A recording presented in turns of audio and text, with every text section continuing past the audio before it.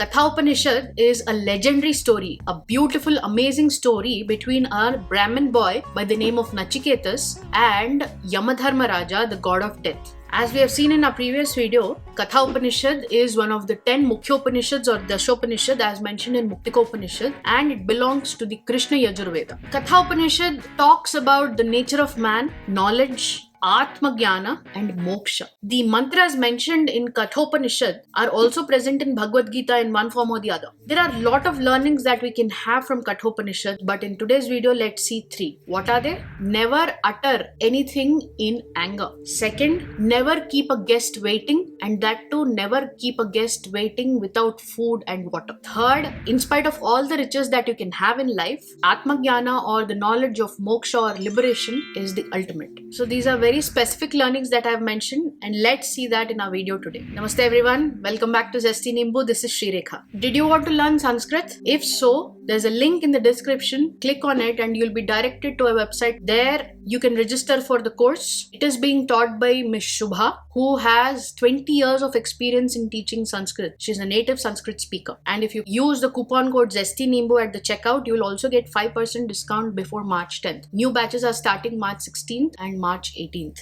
2023. So this is a great opportunity for you all to learn Sanskrit. Katha Upanishad is divided into 2 chapters called Adhyayas, and each of this chapter is divided into 3 vallis. It has 119 mantras. Nachiketas asks Lord Yama 3 boons. So the first valli of the 6 vallis, the first adhyaya, talks about these 2 boons, and the rest 5 vallis in both the adhyayas or both the chapters talk about the last boon, which is a treatise on Atma Jnana, Moksha. So what are these 3 boons and why did Nachiketas ask these 3 boons to Lord Yama? So let's see that story. There was a rishi by the name of Vajashravas. He was in the Vamsha of Gautama. He was also called as Uddalaka. He was from the Aruni Gotra, and this Vajashravas was known to be a great sage who always used to do Annadana, and Annadana is one of the greatest forms of dana that you can do. One day he wanted to do a yaga by the name of Vishwajit. After the completion of this yaga, you are supposed to give away every possession that you have, anything that you like and anything that you have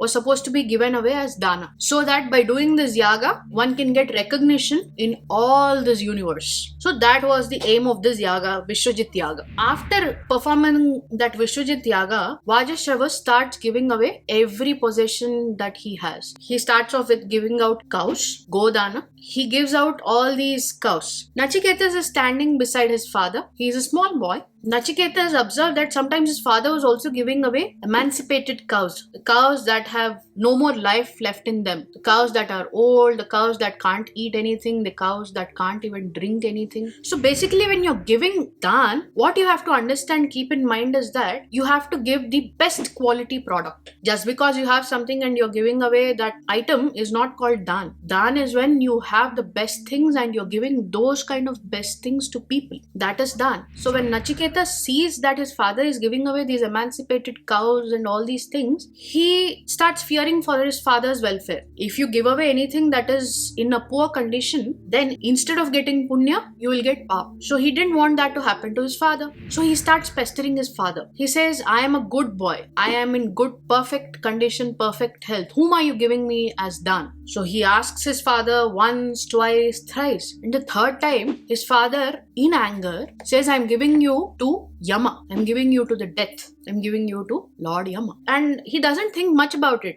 because his father was angry, and just to pacify or just to keep his son quiet, he utters these words. But Nachiketas, who was a small boy, takes it to heart and thinks that his father has actually given him to Yama. And then he takes leave of his father and says, I'm going to Lord Yama's place. Then his father realizes what he's done. He realizes that he's uttered something which he shouldn't have uttered. There comes our first learning. Because he's uttered something in anger and the other person, the small boy, has taken it to heart, he has done an irreparable damage. So our learning is that you should never utter anything in anger because you can't take it back. The words can't be taken back. So Nachiketas takes the words to heart and he says, I'm going to Lord Yama, and he leaves to Yamaloka. Basically, as per our scriptures, you can't go alive to Yamaloka. Only after your death, you go to Yamaloka. The boy waits at the doors of Yamaloka. Unfortunately, Lord Yama was not in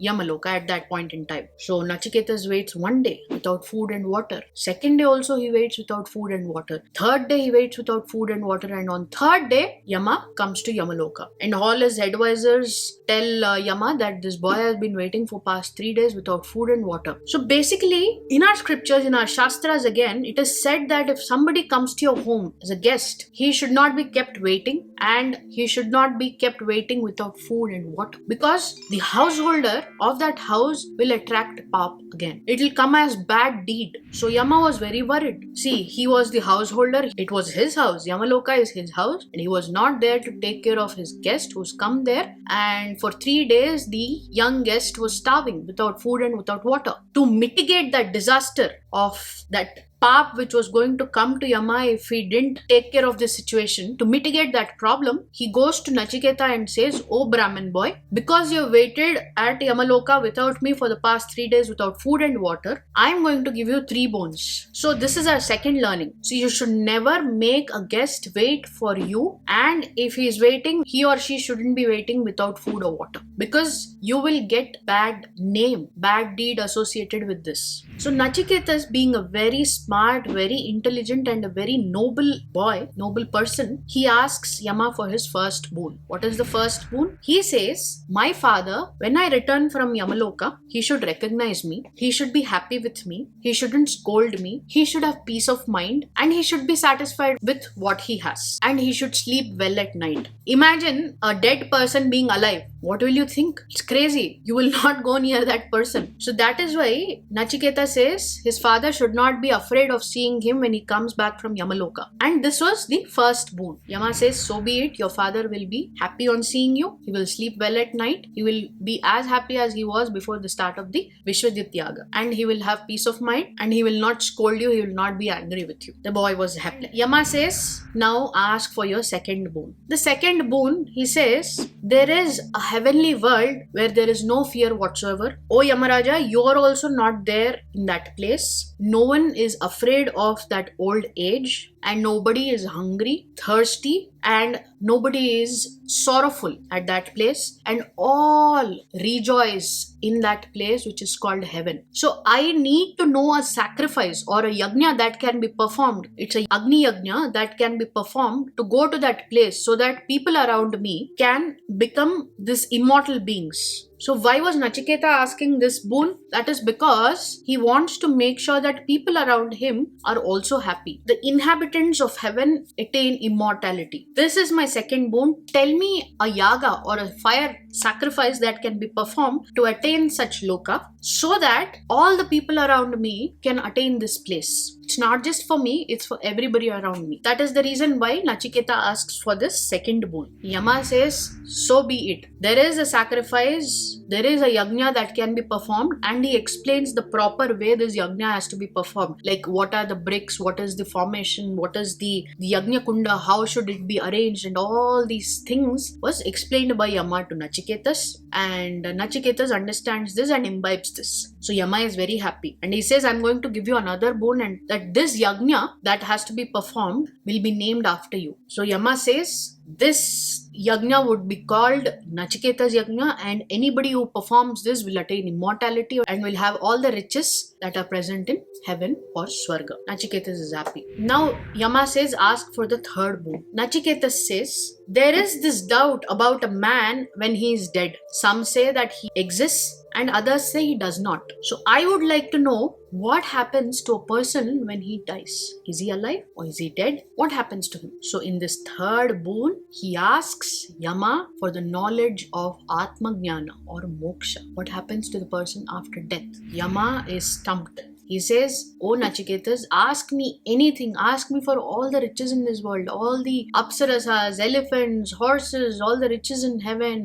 Say, ask for your grandsons, great-grandsons. Because if great-grandsons are born, that means that person is extremely lucky to survive and see the fourth generation, right?" So he says, "Ask for anything under the sun. Because this question that you have asked, even the gods don't know the proper answer for this. So I can't tell you the answer for this." Nachiketas says, "Oh Yama, what is the need for me for all these riches when I've already seen you? When I've already, as long as you're present in this universe, I'm also there. And why would I need all these riches? The only answer that I need is what happens to a person when he's dead. That is the only answer. And who better to ask this question than you, O Yama, who is the best teacher in the world?" So this is our third learning. Here, in spite of being offered all the riches in this world, our young boy Nachiketas asks for the Atma Jnana, about moksha, about the nature of man, about knowledge, and not about the material riches. So this is our third learning. Here ends the first valli in the first adhyaya, and the next 5 vallis or the next 90 slokas, Yama explains about the Atma Jnana or the moksha liberation in Katha Upanishad. So this is that legendary story between Yama and Nachiketas. So this interaction between Yama and Nachiketa shows us the importance of Atma Jnana, the importance of not uttering when somebody is angry, the importance of not letting a guest wait at your place without food and water. Even though Nachiketas was a young boy, he was an extremely intelligent and a boy with a lot of wisdom. That is why he could ask and interact with Yamadharmaraja. Our Sanskrit word of the day is Atithi. Atithi is a guest. Check out the link in the description to know more about that Sanskrit course. I hope you enroll for that course. The question of the day. Katha Upanishad is from the Krishna Yajurveda. So let me know what are the other Upanishads from Krishna Yajurveda. You can check out the previous video to know this answer. Let me know the answer in the comment section. The Rishi of the week is Kratu. Who is Kratu Maharshi? Let me know the answers in the comment section. I'll see you all in the next video. Until then, namaste.